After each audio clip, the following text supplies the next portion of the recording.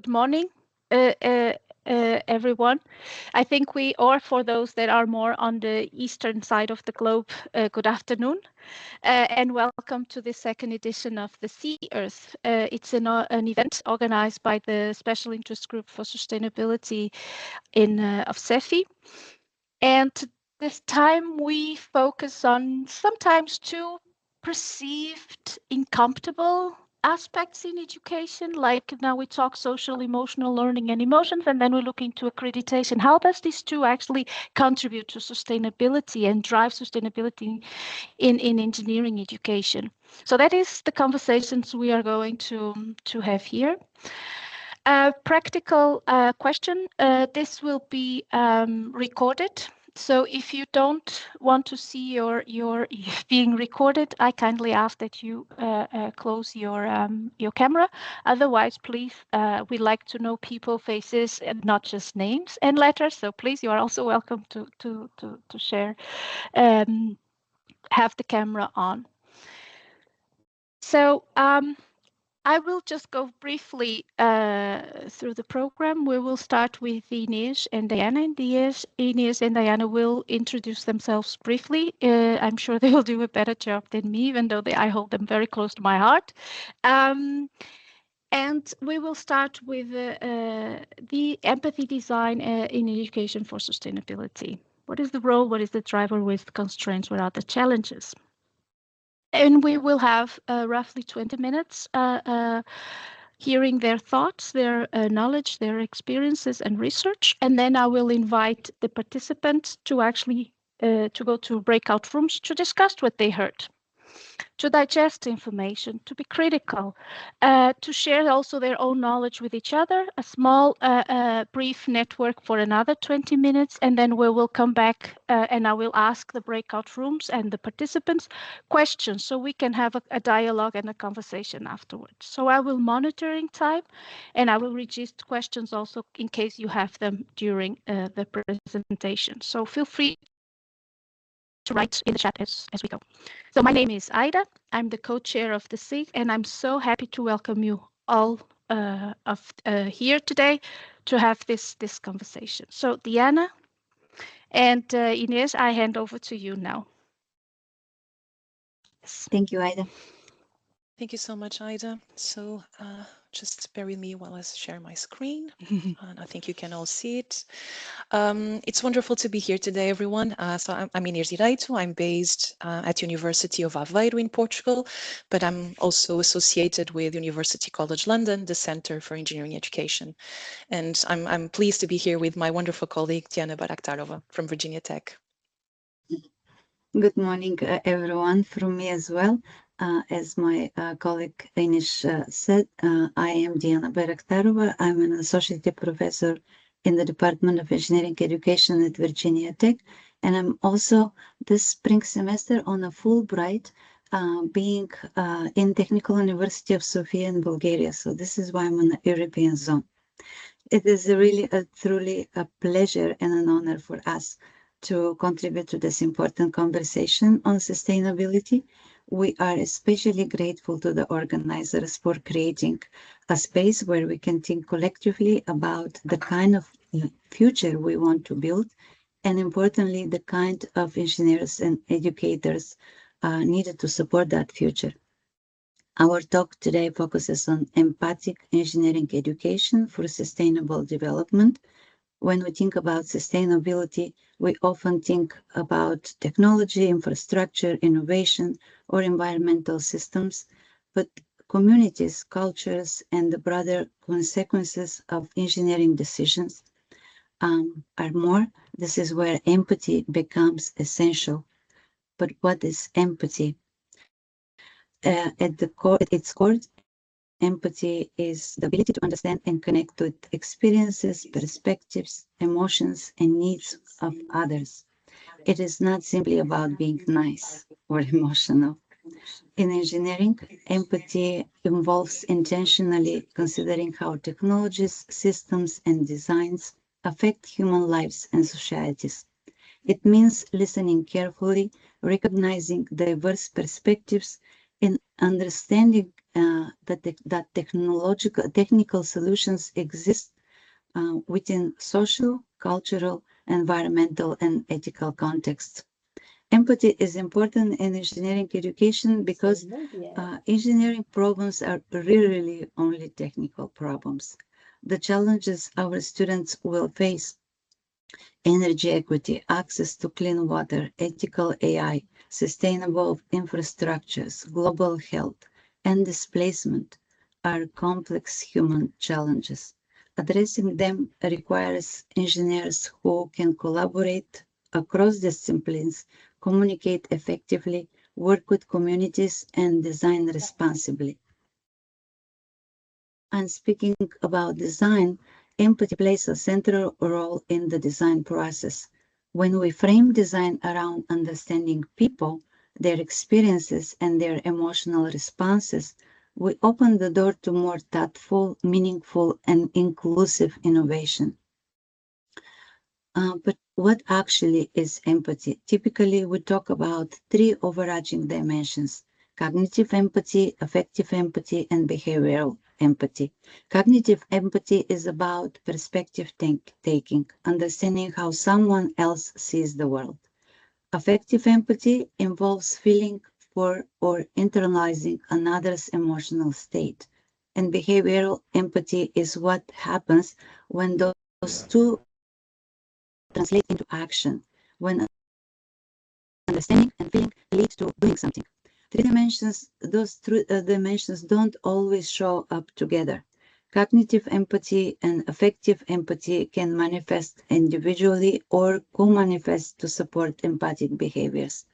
Someone can understand another person's situations, that is the perspective taking, without being emotionally affected by it, lacking empathic distress.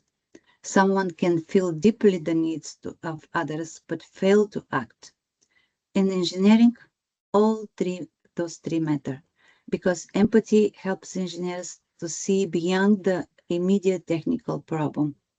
And it pushes the question, who else is affected by this decision? Whose needs haven't been considered? It's what moves design from for users in the abstract to with real people and communities in mind. And when engineers aren't in direct contact with the people their work affects, which is often the case, empathy becomes even more important. It is how ethical consideration extend beyond the people who are visible. A prominent framework for defining empathy in engineering comes from our colleagues Joe Walter, Sherry Miller, and Nikki Suchatska. They have this beautiful model created and published in 2017. The authors provide a non-hierarchical model of empathy for engineering, which depicts empathy as a learnable skill, a practice orientation, and professional way of being. This model was designed to provide a cohesive framework and a language for engineering educators to foster social competences along technical expertise. The first one, empathy as a skill. This dimension consists of 5 learnable socio-cognitive processes that form the foundation for empathic communication and decision-making. The second one, practice orientation. Those are mental dispositions or habit of mind that influence how an engineer chooses to apply their skills in practice. And the last one, professional way of being. This dimension anchors empathy in broader value, commitments, and personal identity. It acknowledges the need for an overarching values, a framework to inform and guide the development of the facets of empathy along the skills and practice orientation dimensions. And now I'll hang out to my colleague Ines to continue. What is empathy more towards the lenses of social empathy? So thank you, Diana. So empathy is contextual, right? It happens in a space, in a place with different people. And the model that Elizabeth Segal, she's a social worker, highlights exactly this. Empathy is contextual. In her model, she starts with empathy towards individuals. That's essential. We have to start with ourselves, the ways we relate to others.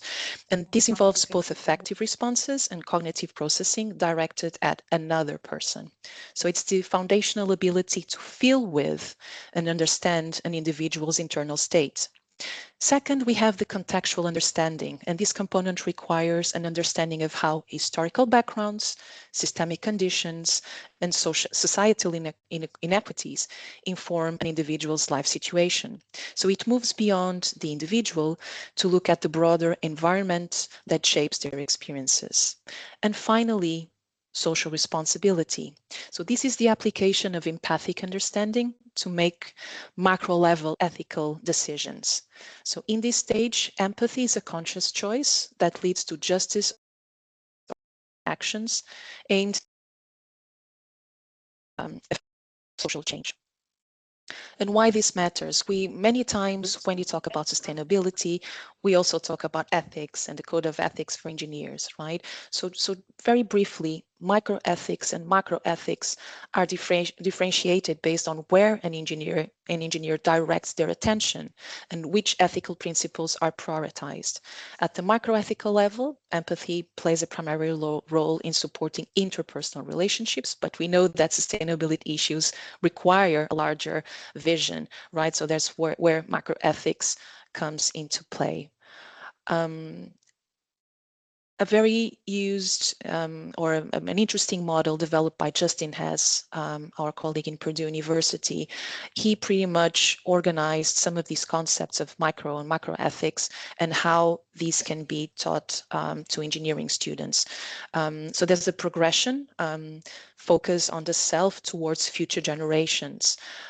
So in this pyramid, as students move forward or towards future generations, the reliance on cognitive empathy increases because direct contact with stakeholders is no longer possible. They have to imagine future people, future situations, imagine humans that were not born yet, and even considering non-human elements in their solutions. So this requires a lot of perspective taking and empathic imagination.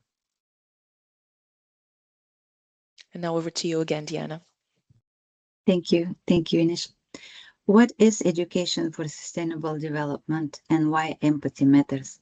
Education for sustainable development is an educational approach that aims to prepare learners to address the environmental, social, and economic challenges facing our world today and in the future.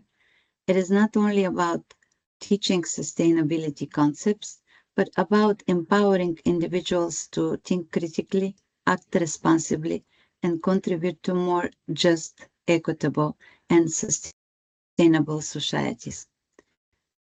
So, education for sustainable development encourages students to see the interconnectedness of systems, how environmental issues are linked to social justice, economics, culture, technology, and human well-being. In engineering education specifically, education for sustainable development asks us to move beyond purely technical training and consider the broader impacts of engineering decisions in people, communities, and the planet. This is where empathy becomes especially important. Sustainability challenges are deeply human challenges. Whether we are designing renewable energy systems, sustainable cities, accessible technologies, or climate adaptation strategies, engineering solutions affect real people with diverse experiences, diverse values, and needs. Empathy helps future engineers understand those perspectives and recognize that sustainable solutions must also be socially and ethically responsive. Empathy also supports one of the core goals of education for sustainable education development, which is developing learners who can collaborate across differences, engage with uncertainty, and make thoughtful decisions in complex situations. It encourages our students to listen before solving, to consider who may be marginalized or excluded, and to reflect on the long-term consequences of their work. In many ways, empathy connects the human dimension of sustainability with the technical dimension of engineering. It reminds us that sustainable development is not only about creating efficient systems, but about creating systems that support human dignity, equity, and collective well-being. And now back to Inish. Thank you, Diana. So in engineering education today, we are seeing an increasing emphasis on approaches such as project-based learning, problem-based learning, and challenge-based learning, where students engage with authentic, real-world sustainability problems. At the same time, sustainability principles are becoming more visible within engineering curricula, accreditation requirements, and frameworks for professional competencies. Across many accreditation bodies and international initiatives, there is now recognition that engineers must develop not only the technical expertise, but also competencies related to ethics, systems thinking, collaboration, communication, and social responsibility. In other words, engineering education is gradually shifting toward preparing students to navigate the complexity of sustainability challenges. And these challenges are inherently complex and multidimensional. They involve human values, political realities, cultural contexts, economic inequalities, and so many other things. They're deeply interconnected. This is why we argue that engineering education must move beyond only human-centered approaches and begin to intentionally include the more human world in how we think about design and sustainability. While human-centered design remains important, of course, sustainable development also requires us to consider ecosystems, non-human life, future generations, and the long-term health of the planet. Engineering decisions affect not only people, but also waterways, forests, animals, biodiversity, and ecological systems that sustain life itself. As a result, interdisciplinary approaches become essential. Engineers increasingly need to collaborate with educators, social scientists, environmental scientists, policymakers, communities, and many other stakeholders to fully understand the broader societal and ecological impacts of technology and infrastructure. So ultimately, empathy and ethical responsibility help engineers move beyond simply designing functional solutions towards designing sustainable solutions that are socially responsive, environmental conscious, and attentive to both human and more than human well-being. And now I would like to briefly mention this exploratory project, Empathic Engineering Education for Sustainable Development, where we aim to clarify how empathy has been framed as a sustainability skill. In this project, we also explore how both students and educators understand and experience empathy in their educational contexts, particularly within education for sustainable development. And hopefully, based on these insights, we aim to propose practical ways to integrate empathy into engineering curricula based on our contextual data. So first, we analyzed key frameworks and publications, and across all of them, one idea is clear. Empathy is a skill, and it's central to sustainability. However, we notice that there are two key gaps. So first, empathy is often understood too narrowly. It's usually described as an emotional component related to care and compassion.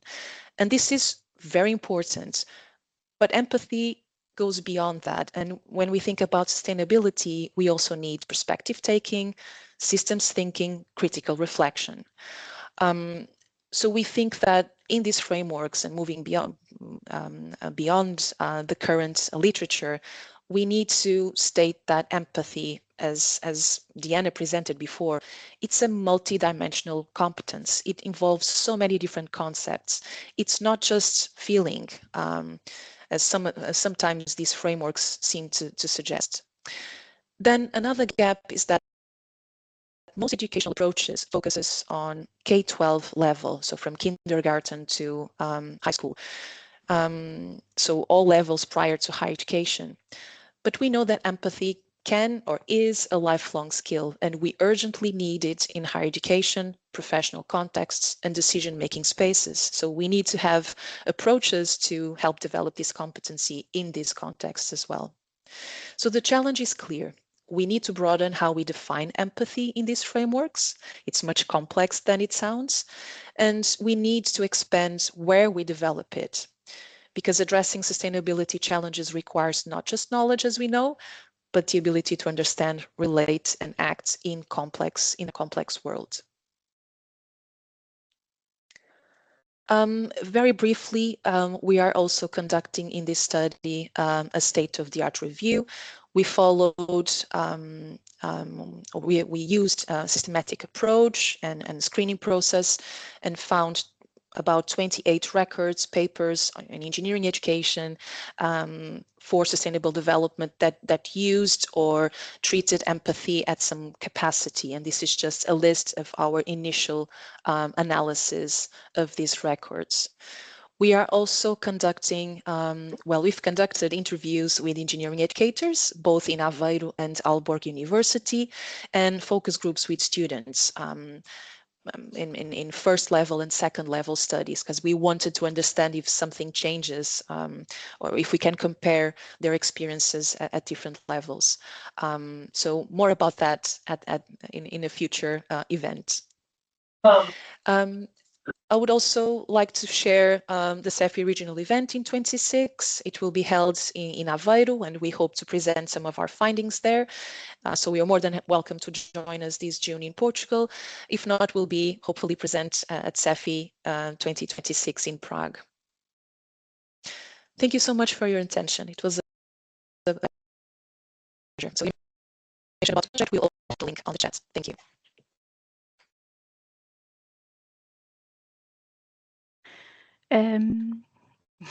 Thank you, Ines and Diane. And Zarina said, brilliant work. I agree. It's been very, very insightful, one can say, especially in the collaborative environment, the role this plays. So now I invite the participants to gather in small groups in breakout rooms. Alexandra will create the breakout rooms, and I invite you to have a small discussion to digest this. And I have two reflections. If you want any help to start the conversations, I have two reflections. Can we dissociate empathy from in engineering education processes? And if not, how can we leverage it to actually create better educational experiences, but also better educational environment to actually educate better our engineers for the future? So this is two my points for reflection. If to foster in the breakout rooms in case you need it, and the purpose of the breakout rooms is actually for you to network a little bit, but also come with questions for the panel now. When we have Inês and Diana, but we also have José Carlos Quadrado, Michael, and Raja representing accreditation. So we will hear them in the next hour, but I think their thoughts also about this and the questions you might have can also be valuable to hear now. So Alexandra, can we have the breakout rooms now? Any questions, sorry, before we move? Any first thoughts you would like to share? Time are the breakout? How much time are the breakout rooms, Ida? Just so we can plan the conversation. Around to it. Yes, that's a good point. Thank you, Sarah. I know your voice now. 20 minutes. So I will call back. So we will be ready to start 10 minutes past 11:30. So 11:40. Okay. So thank you very much. I hope you had a very fruitful and enriching discussions in the breakout rooms. We will start with Tatiana Tatiana had a question while we were here. She could not join the breakout rooms due to the system, but she posed a question that I think is very interesting, and I suggest that actually we start with Tatiana questions, so all the others can also hear, and then I would ask also the other colleagues to share their questions and thoughts so we can start the discussion. We have 20 minutes for discussion, so yes, Tatiana, please. Everyone can hear me. But Yes. if you can hear me, actually, Yes. I put the question there in the chat. Yeah, so I was wondering what are the key challenges that yourselves and people who are trying to introduce more ethics in their education and talking to your engineering education experience in what do you think, if you have encountered any specific challenges or maybe reflected and thought, oh, that's actually seems to be everywhere the same thing happens. So it's not just the time and busy programs, but it is a terminology, maybe some aspects of still soft skill. Can you please expand on this? Yeah, thank you so much, Tatiana, for your question. So first of all, we should say that our sample of educators was some sort of a biased sample, right? Because we advertised the study and we suspect that the colleagues who said, yes, we would love to participate already have some interest and knowledge about sustainability or are integrating sustainability in some way in their teaching practices. But they did share a lot of challenges they face in this topic. I think from an educator perspective, and this is not new, right? Curricula are packed with technical knowledge and content. There's also for some educators the need to perhaps develop their own skills and knowledge on sustainability beyond the economic resources, the effectiveness of processes and using the least amount of materials and causing the least harm to the environment. But I think there's a lot to be done still in terms of societal impact and societal well-being. I think educators shared with us the need to learn more about this and maybe interact with colleagues from other disciplines and have a more of interdisciplinary approach to that. One of the things that I thought was really interesting in our interviews is that educators see students to face a lot of challenges currently. They see students as more disengaged as in previous years. Some colleagues told us that they try to motivate students to go out there and see what it looks like and what it feels like to be an elderly person that needs to use, some supporting sort of materials to, walk around their city. And they try to avoid this in first-person contact with the users. There's a lot of uncomfortable situations for the students. So we need to find ways to promote these experiences to students. They don't want to interact as much. And then again, because the curricula is packed, they have so many projects to deliver. There's a lot of focus on assessment for students. They just want to pass and have a good grade. So sometimes there's no, and students told us that too, sometimes they don't have space or time to think outside of the box. They just need to do things correctly and deliver that project as quickly as possible. So they don't have the time to breathe and think about other things in relation to sustainability or the other skills. So yeah, there's a few challenges that we still need to work on. But thank you so much for your question, Tatiana. That's really interesting to share some different experiences with you all. I could just briefly also add a few more challenges if we have time. Finish. Hello? Yes, sure, Diana. I think you can, but okay, I thought that I lost you for a second. Yes, as you said, packed curriculum, assessment difficulties, but there is also a lack of clear pedagogical models, like how university agree one way to teach empathy or sustainability rigorously, institutional and accreditation constraints, also educator preparedness and educators' identity. It's very important. like a limited training, just like in ethics, social science, or sustainability, or a fear of getting it wrong when addressing complex social issues, and viewing empathy as outside of the scope of technical disciplines. There is also someone mentioned here, the colleague from Nigeria. Empathy and sustainability are deeply shaped by culture. So this cultural and contextual complexity is also a challenge. And then Inish, you mentioned on that students' resistance or misunderstanding, seeing those topics as soft or less important. Like in the States, we are now no longer allowed to use soft skills. Students also prioritize grades, jobs, technical mastery. They feel very uncomfortable engaging with ambiguity, with empathy, with ethics, with emotional reflections. And then there's quite a bit of emotional labor and burnout.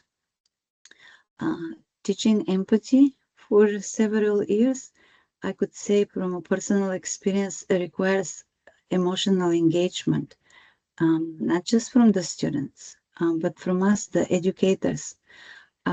This can be taxing, especially when dealing with social justice, with environmental crisis, with students' personal experiences. We live in a world that has so much trouble. That also leads to being vulnerable. We can be empathetic without being vulnerable. And lastly, what I have on the top of my head, another challenge is bridging human-centered and more than human perspectives. There is a growing challenge, but also opportunity, moving beyond purely human-centered design. Work that Inish and I and are involved with our dear colleagues from KU Leuven, Jan van Mel and Verle Bomberg.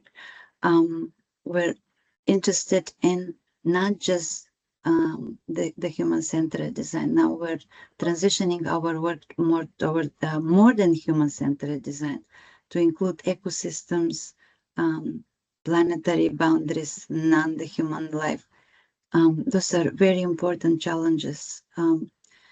Also, there is a disconnect with industry practice. And I'll stop here because I think the time is the essence here in this webinar. Yes, we have 6 minutes before we summarize. Michael, Raja, Jose Carlos, any comments on the challenges? I can. Everybody can hear me, okay? Yeah. Yes. I think those are well summarized. I do know that there has been so much more emphasis on, we want to prepare students to come out, solve these grand challenges, these great problems facing all of us. And what we are in, I think, and I'll talk about this a little bit later, but we're in the opportunity to influence education in a real positive way in terms of these professional, these more like essential skills, I think is really the terms that we should be using, because, and empathy is one of them for certain. You have to be able to put yourself in a position of of another person in terms of, who you're designing a solution for, or the impact you're going to have on the planet. So, I think we do a good job teaching the technical. It's all the other that's so important. Well, from NI point of view, we tend to balance precisely that. Most of the agencies have, when they go into the learning outcomes, nowadays tend to be 50-50. So 50% of them go to technical, 50 will go for the societal competences. We don't just call it necessarily in all the countries soft skills. It could be society skills if you want. And this is more and more getting more common and spread all around. So this balance, individuals, is one of the key points of generating. And don't forget, we are talking about pre-professional accreditation. So it means that we are targeting as the objective, the program objectives, the outcomes that comes from the accreditation of the programs and not really the outputs. Yes. Okay. One more question or two. There's quite a few discussion points in the chat. There's a lot of interaction in the chat. And yeah.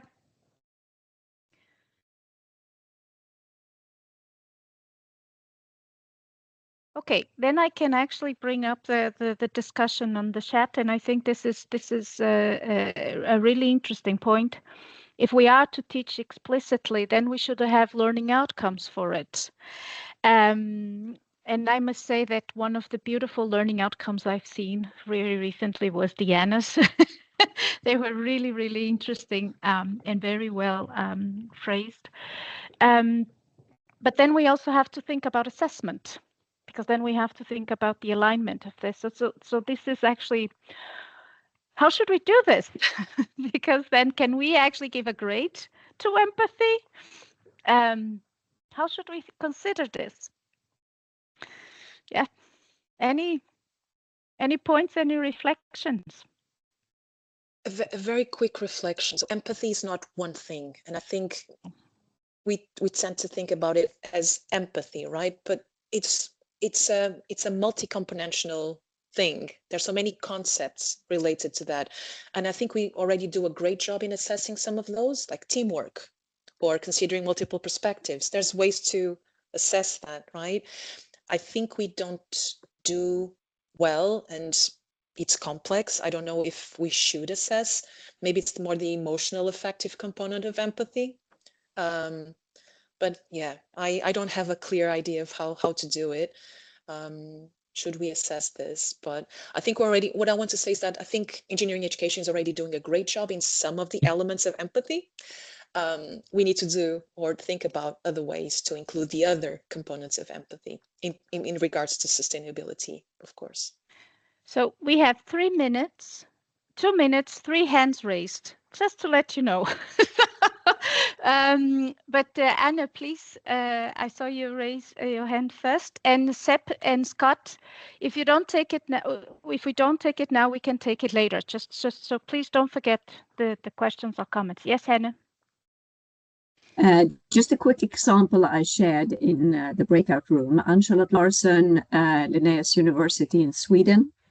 In our class in sustainable development, we do a dilemma discussion where students are taking different sides and doing a role play, and then they need to reflect on what they have experienced and how they perceive the different positions.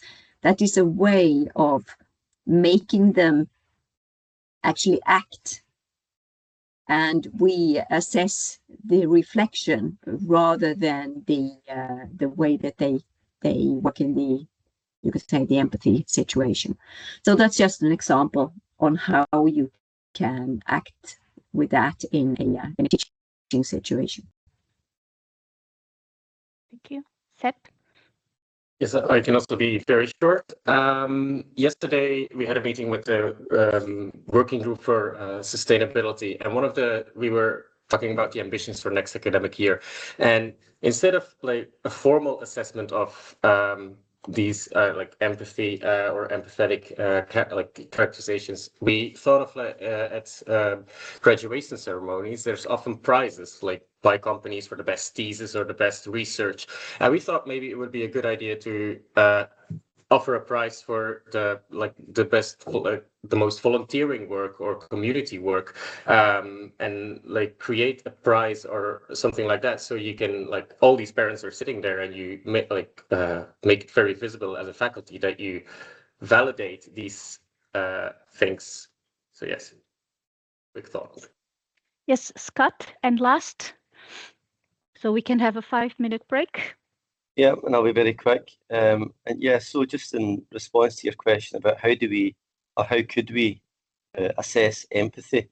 So I don't know if we necessarily need to think about isolating empathy for assessment, but perhaps thinking of it more as being part of an integrated design approach, for example.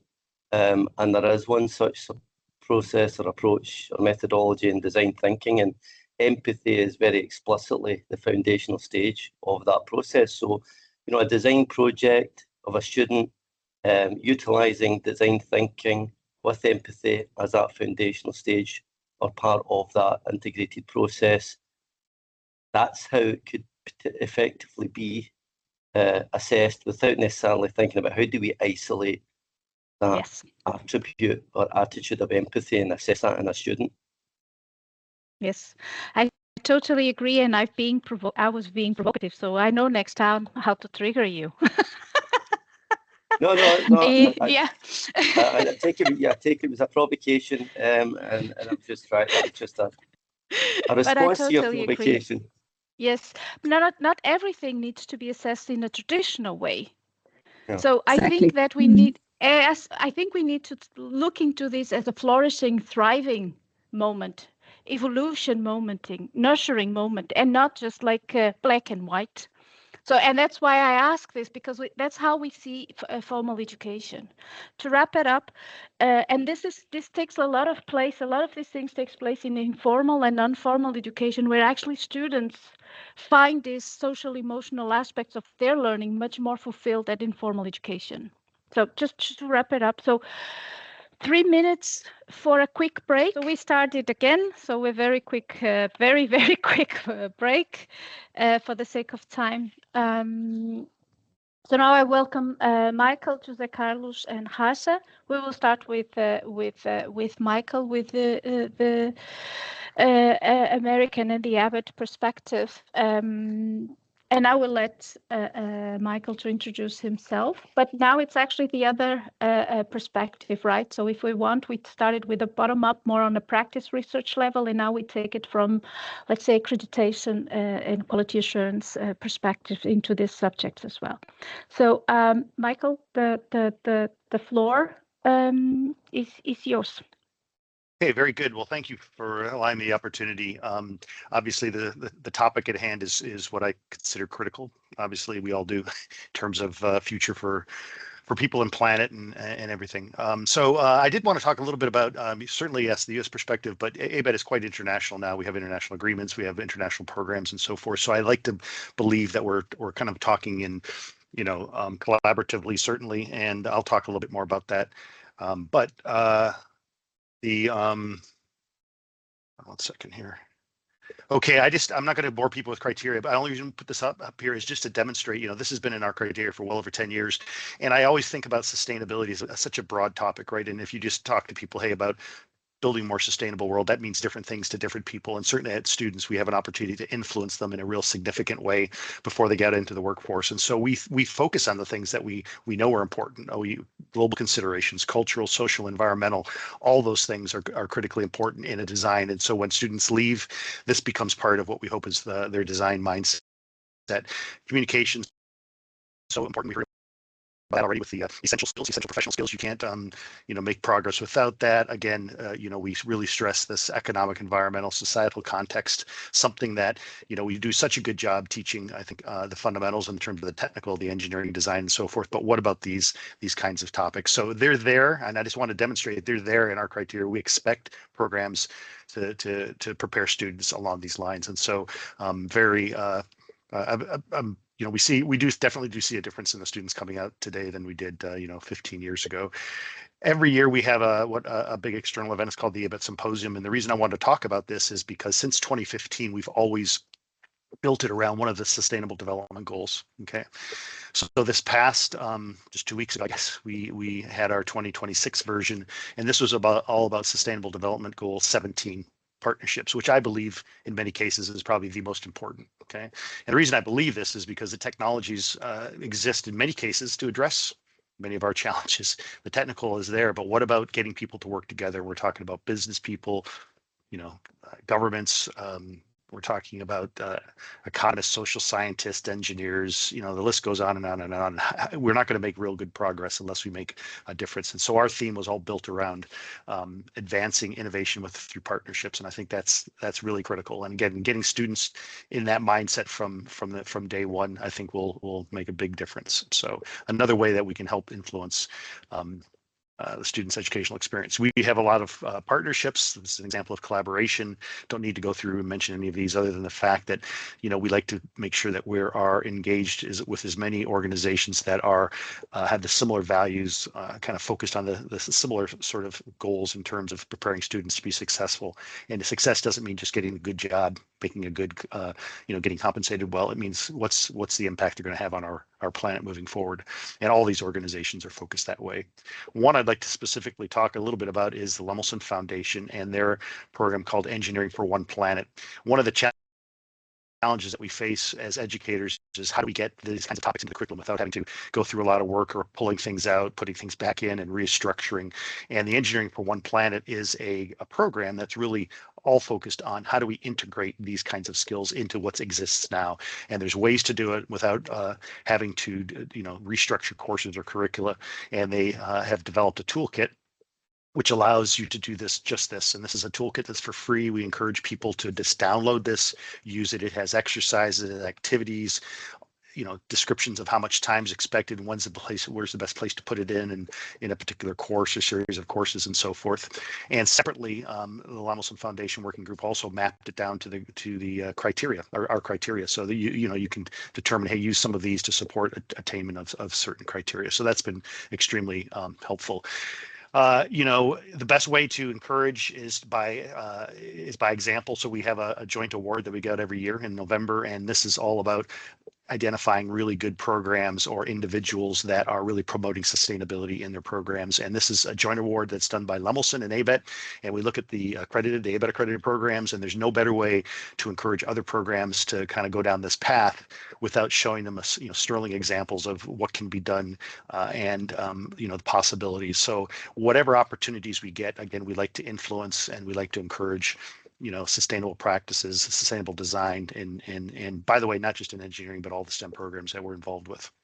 Finally, we have developed, along with our partner OES, Online Educational Systems, a micro-credential in sustainable design and what that means. And of course, like I said when I opened up, sustainability is such a broad topic. This is an opportunity for people, students, working adults, to really get some depth in the various aspects of sustainable design. And this is a micro-credential that is, again, offered through us and OES, and people can earn credentials for this. And I think, we've seen a lot of activity on this already because people especially students want to separate themselves in some way moving into the workforce with certain skills that maybe they wouldn't necessarily get through their traditional program.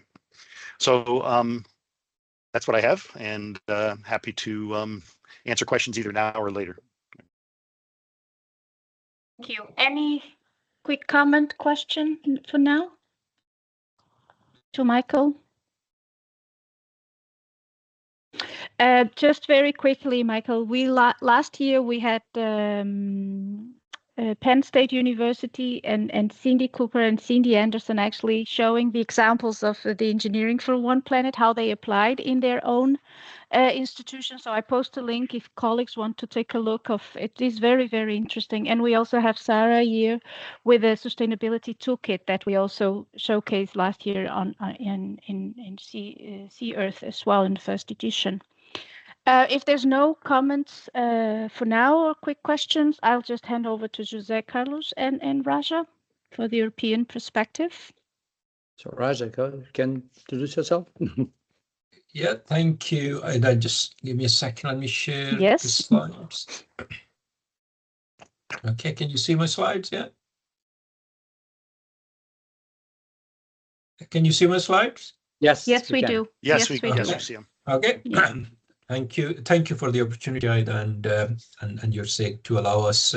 So I'm the co-chair of SEFI Quality Assurance and Accreditation SEG, and I will go through some of our approaches, how we can address sustainability and also the socio-emotional competence in the curriculum. So Jose, I will hand over to you to start, and then I'll take over. Thank you very much. So my name is Jose Carlos Corrado. As I mentioned there, I'm the president of NI, which is the largest network of accreditation in the world.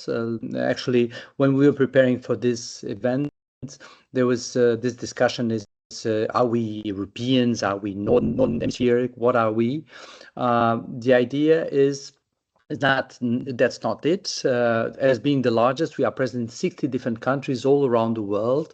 And although we started as a network of engineering accreditation agencies from Europe, now we are a global network of agencies that do engineering accreditation, and we include inside our members value ones like ABET, for example. But at the end of the day, we are trying to unify, based in European values across the world, the importance of quality assurance and accreditation. So we are present, as I mentioned, 60 different countries. We have more than 5,000 programs with the EURACE label, which is the label that we manage in different cycles, first cycle and second cycle, and we are in the verge of doing the third cycle as well. So can you please pass it, Raja? Okay, so why sustainability and social, economic, and emotional are now essential. So one of the key points is, as we mentioned, we've seen brilliantly presented by Diana and Inez in the beginning, the education is beyond the technical skills. So we adjusted our framework standards, which are the ones that agencies need to align into in the last years. The last revision was, the last big revision was in 2021, and actually you put that. As you can see, we look for 8 different domains of knowledge and understanding, skills and ability, and not all of them are technical. As you can see, they are more or less aligned with learning skill, communication, teamworking skills, making judgment skills. So a lot of them which are beyond these technical competencies that you used to be down. Of course, there are about engineering analysis, knowledge and understanding, and engineering design, which are the technical part, and also those which reach out to research and the practice, which is now again in the middle between all of this, and not just necessarily technical. Continue. So why do we think accreditation is a key for all of this? As Ida mentioned, there's the top-down approach. Accreditation is a very powerful driver, is a powerful tool to implement changes. If we wait for the academia to do the changes by themselves, they will never do it. So actually, when you get and you submit to a process of accreditation, you know immediately that you need to look around and analyze yourself and do your self-evaluation and understand how you can improve. Raja, please. Which means that we have to look, like Michael said, and we look into how it's relevant for all the stakeholders, and not necessarily just for the internal stakeholders, but all the stakeholders, and it brings them on board. So you cannot do a pre-professional accreditation like what we do without actually having a look into what is going to be the outcome of what you're doing. And that's a key point where you want to go. Continue, please, Raja. So in that essence, we can correlate quite straightforward that accreditation drives innovation in the way which you do your training, in the way that you move the thing forward. So normally, accreditation was seen as this boring thing that it's done somewhere and you need to fill out some papers, very obscure. And we do understand that because it's driving innovation, it pushes forwards, which is more important for us, which is to understand exactly how the graduates for a specific program will be themselves professionals, how they will be engineers. Continue, please, Raj. So one of the other points which is important is promotes connections. For example, we have also an event that's going to takes part every year. So this year is going to be in Turkey, and where all those which are international accredited are allowed to participate into making these connections among all of them. And this is a huge part, understanding that the accreditation label, it's a pass for something which is important, not just for the educators and the graduates, but also for the universities in the way that they grow in the different things. And we do things amazing over there. So last year, for example, we got from similar small things where professors step up and said, well, I would like to write a book with someone who's interested in this topic, to bigger things like a rector stepping up and said, I'm opening a new campus in Galapagos, which other university wants to go with me? Both of them were actually satisfied, and a lot of other research process do. So actually, as a driver, we show it's actually is working. Can you continue, please, Raja? So accreditation can move this sustainability from an aspiration to a practice. So a lot of people are going to talk about it, but because they were looking for the accreditation and look for aligning, this means they are bound to make the changes. And what are the accreditors looking for? Well, first of all, the learning outcomes. Are they really focusing on learning outcomes that express the need for this sustainability and social behavior? The curricular integration. How are you achieving these learning outcomes in the specific curricula? How do you assess it? It's one of the key points, because it's not about reciting a nice text. It's how you actually deal through that. And then through the faculty capacity, are they able to help in the education process in that specific process? So look at things like, are they having micro-curriculum inserts of the specific things in the different disciplines? And then, of course, because it's an accreditation, the evidence of the implementation. That's a key point. So it's not what they intend to do, but they need to prove it, and of course improve it over the different cycles of accreditation. So in my final words in this process would be, think about accreditation as the most forcible driver, like Ida said, top down into the different programs to improve it, to get better. So Raja, back to you. Thank you. Okay.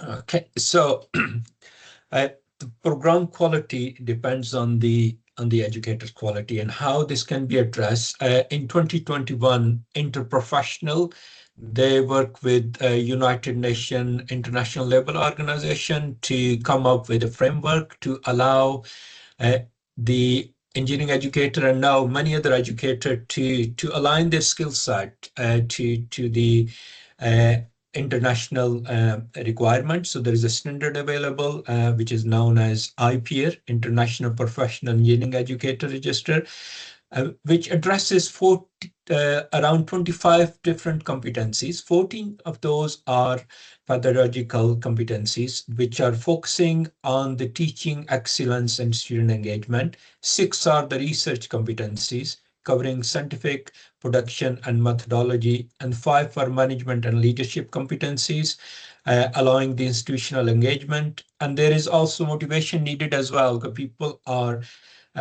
driven to develop themselves, to ensure that the curriculum is fit for purpose. It's allowing teacher to be ready to transfer that knowledge of the sustainability and the skill needed for students to actually practice those within their degree programs. So again, last year, a couple of years ago, I met with Jose, and Jose encouraged me to apply for this. And I spent a few months to understand what is required, gathered some portfolio around, and submitted it. And I had a very useful feedback as well. And I've been offered the IPR award in the last SEFI conference in Tampere, Finland. And it was, again, very developmental process, allowing me to develop an area I want to develop to progress forward. So it's a useful thing. So if you can look, I'll put a link in the chat when I finish, and you can look at it. There are lots of opportunity, not only for engineering educators, but many other educators as well, to align their portfolio with the internationally available standards there as well.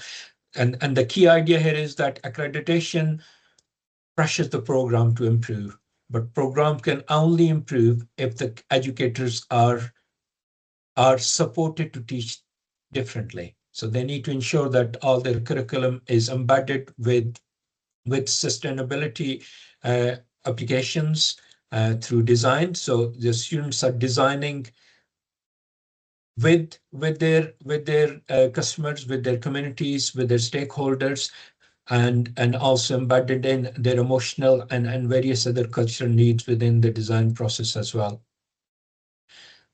We are nearly running out of time, so I need to quickly run through. So when you're looking at accreditation, so our closing remark is about that accreditation should catalyze transformation, not just a compliance. So there are things which you need to look at, and you aim for the stronger version. the sustainability not only appearing within your learning outcome, but it also demonstrate where it's actually used within the module, with the project, what students are doing in it, how they're using it, how they're making those considerations, and also what practice of judgment they have, how they are encouraged to collaborate, reflect on their actions, and also the system level thinking is needed. They're not only designing a component, they're designing because when they're designing something, they should make full consideration of the whole wider system and its application as well. And assessment captures what matters in real engineering and in work based on where those design processes are the products will be used in future. It also encourages leaders, reviewer, educator to align with the same vision, what they want to achieve through sustainability implementation, and also through the emotional impact on those design or processes, and has to be evidence-based. So I encourage people to look into the IPR standard, how they can align their competency framework and feedback to their institution to ensure that accreditation should be framed as a driver of transformation. It should ask not only what the program says, but what student experience and what the institution enables. So I think we are nearly on time. So thank you, and I'll hand over back to Ida. Thank you. Yes. So we move into breakout rooms. Thank you very much. Again, 2 thoughts. Collaboration is a very strong central point in this in the policies. If we talk about policy, I have a little bit of should we say policy or not policy, but in a way it's something that informs from a higher level to the practice level. Collaboration is quite central. Design thinking and design is part of a professional skill is also another strong point. So basically, is how do we actually operationalize this? How do we weave? So social aspects are there very, very strongly in that sense. So how do we actually operationalize these guidelines? Because in a way, is what this are as well. And on another way, now I'm also again provocative, how practitioners, how researchers can also help the top to do better in framing this guidelines, in providing. So how the communication goes on both ways, because that's also the meaning of partnership, isn't it? Okay, Alex, can we have the breakout rooms? So any comments, questions to start with?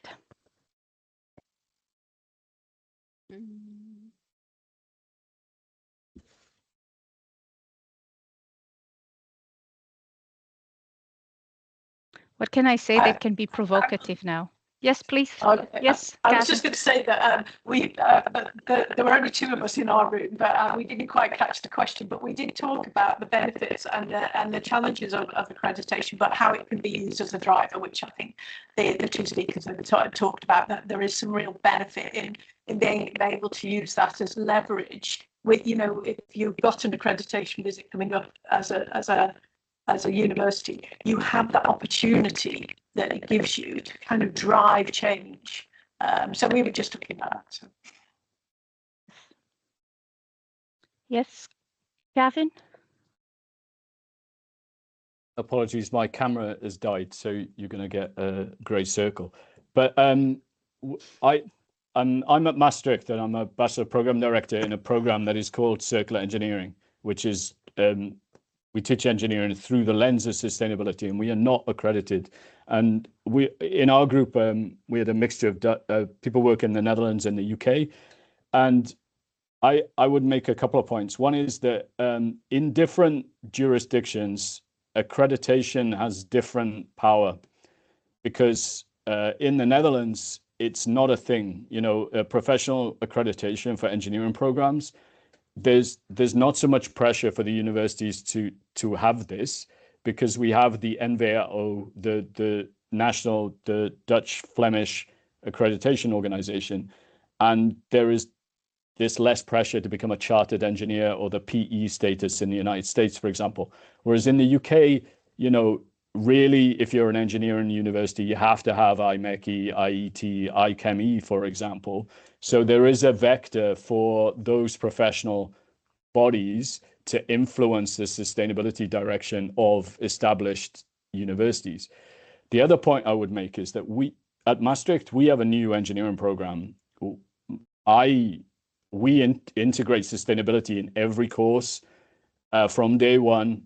And from my perspective, it can feel that ARBET and EURACE are potentially a bit more like handcuffs, more than helping me become more sustainable, because I think we come from the other side in that I struggle with a bit more demonstrating that we're a technical program more than demonstrating that we are focused on sustainability, because that's what we are. It's in our name. Our students are really values focused. They think about sustainability. We integrate it in all courses, even calculus. And so for me, it's about, I would like, for example, EURACE accreditation. I think it would be great to have, but how a sort of more jazz type engineering program who's really about sustainability can fit in to the frameworks that exist. Well, if I may address that question, Ida, I don't know if you... Yes, it's a very good question. Okay, so under the EURACE, well, first of all, you are in the midst of two different realities. In fact, as you mentioned, in UK, Engineering Council, one of our agencies, is actively very powerful in imposing, and in the Netherlands, they've been more or less proudly alone just in the Netherlands, not yet, but although they are already reaching out, so this actually can have some impact somehow. And in fact, when you do a proper international accreditation of engineering programs, you're supposed to follow from the perspective of the outcomes, which means that you have to say exactly what you do, and do what you say, and then prove it and improve it continuously. And that's the key point which is seen on that process. So it's not looking on the technical part. Actually, as I mentioned, the global standards which will generate the standards for all the agencies currently in terms of learning outcomes balance 50-50. So 50% of them will be from technical part and 50% will be from societal part. So it means that if you want to reach out, well, just reach out and ask which agency would be interested in looking to your program in Europe, and I will be more than glad that they will talk with you and they'll see how the things could eventually help you. Thanks, Jose. Thanks. Michael? Yeah, if I may, one of the things that, we at ABET hear a lot, and I understand why, would be that somehow we're stifling the ability of programs to do what they want, innovation and so forth. And maybe that relates a little bit to your comment about handcuffs. And, one of the things that I think very strongly about is I don't believe that to be true. I mean, I've heard that a number of times, and when I ask for specific examples, I really don't get any. And rationale being, if you look at what I had originally put up there, it's just, hey, make your students aware of the economic, environmental, social, and so forth. We don't tell programs how to do it at all. I mean, it's entirely up to the programs how to do it. I think and I think Jose Carlos would agree. I mean, what we feel is that we're the enablers. We're the ones that are kind of pushing, because I think it kind of, if we really want to be really effective in implementing sustainable design practices and engineering education, it has to be a kind of a push-pull. So we do a little bit of pushing, a little gentle pushing, or, some people may disagree, say it's a real hard push, but there's the tops down. That's kind of the top down approach. And then the bottom up is really up to the programs, the faculty, the administration to really integrate, sustainable design into the program. It sounds like you're way beyond what most programs or schools are doing. I mean, if it's integrated from the very beginning, I mean, that's what we'd want to see. That so again, students come out of their programs, and that's just one of the ways that they think. Automatically say, is my solution to this problem going to be a sustainable one? Does it account for all these other factors? When I was an undergraduate back in the 80s, all we cared about was technical solution, a little bit about the economic, but other than that, we didn't care about impact on planet, environment, life cycle, any of that stuff. Students are totally different than that now. And I think we are, again, in a position to help promote that and kind of push it. I don't see us really as restraining at all. And again, that's one of the reasons we have this award, is to demonstrate, hey, look at all these fabulous things that other programs and people are doing within their programs to really encourage more of that. Thanks, Michael. Yes. Some years back, Gavin, just to complement a little bit, some years ago, 10 years ago, when I was finishing my PhD, and my PhD in how to integrate sustainability in engineering education, and a lot of the things continues to be the same conversations. I had a colleague telling me that the Danish accreditation, and it's a governmental agency, has a very specific definition of what it is to be an engineer. That was his first statement. And so I understand where you're coming from.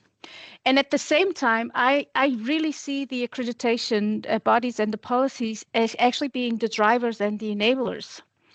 And what we are now very much discussing, the discussion now here in our group and with some colleagues is like, what is the education of the future? Right? Because we have technology really disrupting education. We have a lot of, especially in software engineering, what is going to happen to all the coders? And so they really are struggling, especially these programs. And what is the education of the future? So I think this touched a little bit on what Michael was saying. You are already quite ahead. So also, how can we inform the policy in that direction? This is the impact. This is what our students want. And there's the other side of the coin, so to speak, because here in Denmark, there's a lot of concern about employability. Who are we educated that then actually can enter in the labor market? That actually there's a job. So there's a lot of discussions around that, but I really also believe that this enabling aspect. Ronnie, sorry, back to you. No need to be sorry, Ida. I was just wondering, because I saw this last discussion we had now in context with the previous discussion I was having with Gavin, actually, where you can see that accreditation can create sort of a push to make the university take these things seriously. At the same time, if you want quality in the implementation, you need to sort of have the staff on board. And there, I think this question of contextualization is really important, because I think we heard from the discussion here that engineering education is a lot of very different things. So I guess my question is, how specific do you really need to be to make this useful for the programs and the staff, and how general can these tools for implementing sustainability in engineering education be? If anybody has some input on that, would be really interesting to hear. Yes, thank you.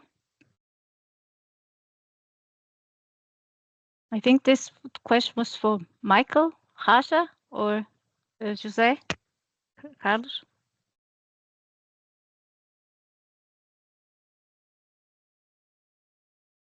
I do apologize. I was cut off from the sound for a few minutes. Can you just reflect exactly the exact point you want to ask? Well, it was really just my question is that engineering education is a lot of different things. So to contextualize this and make it useful for the different engineering programs, how specific would you need to be, or how general is it possible to be? Okay, so basically, you have you understand that being in engineering is not about being. They are not different from all different kinds of engineering. So the basic graduate attributes of engineer are the same as the basic learning outcomes are the same, with necessarily at least one or two to separate from the others, which is normal. Which means that your learning outcomes have to be contextually explicit in the skills and the competencies of your future graduates, your future professionals, and of course among them it should be clarified what the specialty. So it cannot be so generic as it goes. So that's how the accreditation actually goes. And it tends to send evaluators, which are also professionals from the same side. So our teams of evaluators are not just from other professors from other universities. It's a mix between the professors and the industrials, mandatory mix, and the industry representatives, which then will guarantee that they understand and they speak the same language, even in the corresponding subtopic. But in general, it's the same thing. It's like the engineering educators are the same thing, because what today is in one area, tomorrow it can be in another area. Even the programs are so mobile with the hybrid vision, with all of this, actually they're not static. Those static division from last century of 7 or 8 different blocks of engineering doesn't exist anymore. Nowadays you have successful, if you are from a bio-nano-mecho engineering program, you will be covering which field and how it goes. So you have to focus on the essence of the professional future engineering and not exactly on just the skill on itself. I don't know if you want to add anything to that, Michael? Yeah, one of the things that I would say is, again, back to the, you're in the best position, I think, really to develop the programs the way you see fit. All programs are different, and you're in a good position to kind of craft that program to best suit the needs of your students. So that's why, both, Jose Carlos, his example as well as ours is it's very high level. So we talk about, again, social, economic, culture, and so forth. And so how do you make that work? And, we see a lot of programs that embed it throughout the entire curriculum. You see ones that, it's more towards their third, fourth year in our example. And, could be through some collaboration with a humanitarian engineering sort of activities on campus, or it could be looking at certain aspects of the sustainable development goals. It could be, again, life cycle, the circular economy aspect of it, and all of that. So it really, I don't think we don't want to dictate, general versus specific, because again, I think that we don't want to tie the hands or kind of get in the way of the educators, because the educators do a great job. You have a sense of what needs to be done, and again, based upon where you are and what you're doing, it can be accomplished in multiple ways, and we want to applaud that. We don't want to get in the way of that. Yes, I totally agree. Sorry, Scott, yes? Yeah, thanks. Yeah, Michael, I mean, I think everything you say there makes sense and it resonates with me in terms of, how accreditation is perceived here in my university in Strathclyde in the UK. And, and I can remember when sustainability wasn't something, and accreditation wasn't accreditation criteria. I can remember being part of the community trying to advocate for that and lobby for that. And then it appeared, then it appears in quality assurance, subject benchmark statements. And then you're in a position where institutions start to take note of this, and it becomes part of their strategic plans. There's KPIs around it. And then you have to think about how you operationalize it, going back to what Ada was saying earlier. And so that's where we are as well. But a question you get asked, because the reality is when you're trying to operationalize this in a whole institution, over a whole institution, not everyone has been part of that bottom-up movement from the beginning. So you're now trying to get the advocacy piece continues, because you're still trying to win over the hearts and minds of those who haven't been part of that community. And some people come along willingly because it's just the fact that they've not known anything about it, but they see the value in it. Others perhaps are more cynical, and there can be quite a big proportion of those within your institution. And a question that often comes back is, how much is enough? So how much ESG, how much sustainability is enough? And how much is enough? You sense that where that's coming from is, how much is enough for the accreditation bodies? That's the subtext there. And I wonder if there is perhaps, I understand that the accreditation is designed to give institutions a lot of latitude in terms of how they go about it. But I do wonder if there is perhaps a bit more prescriptive guidance that could be offered in terms to try and head that off. Because the reality is, it's not something we want to quantify. It's a change in culture we want to affect here. We want to get a tipping point where this becomes part of the expected normal practice of program and module design. But that's a journey. But in the meantime, it would be useful if there was some more guidance in terms of, we expect to see it in every year of a degree program in core modules. that to be part of the accreditation guidance or criteria or something like that, rather than just being, we need to see it somewhere, because it is very, very high level at the moment. Yeah, if I may, go ahead. If I may, yeah, you touched on a lot of different topics there that are really important, like the kind of the cynical aspect of why do I need to include this? Does it really matter, and so forth. I mean, there's going to be some leadership at the institution that's got to set some direction there. The Engineering for One Planet toolkit, again, I'd encourage people to look at that, because there's a lot of specific activities, but there's also some broader kind of approaches to how to implement this. But I just think as a professional, I mean, our role as educators is to prepare students to be successful. And I think about electrification is a great example. Okay, everybody wants electric cars and all electric everything, but the reality is, if you look at lithium ion technology, which is kind of like where we are for the most part, I mean, there's new ones coming, but if you look at the lithium ion, that's a fairly kind of a dirty process in terms of how it's mined, how it's where it's pulled out of the earth, how it's manufactured, and then what about its use, and then when do you retire it, and how do you retire it, and how do you recycle? Those are all real questions. It's not just, hey, this is the right thing to do. And in considering these things, these are economic issues. These are real engineering issues and challenges. And I think approaching it that way really kind of sets the foundation that this is not just a, hey, we live in this particular decade and everyone's crazy about saving the world, but it's real and it's economic. And I can tell you, our industry input that we get from our industry partners is that they're looking for people with skills in this area, because there is a business case to be made for most all of these aspects of sustainable design. So it comes from multiple users, multiple constituents, that this is important. It's not a matter of just, hey, we think saving the world's a good thing, so let's do our part. There's real reasons beyond just the aspirational reasons. If I may complement what Michael said, Scott. 2 minutes, so we can close the session. Is that okay? Yes. Very short. We'll never hear from an accreditation agency how much is enough, because that's a really intrusive process into that. So the question is, no one is going to say how many disciplines, models, or you have to have it. It's about you to show that you want to do that and what you want to achieve in itself. So at the end of the day, the accreditation, it's a driver, it's a supporter, it's not a controller, it's not about the amount of KPIs that you get, it's how you want to impact and expect this to impact at the end the final result, which is the professional, the engineer that will generate from your program. Okay?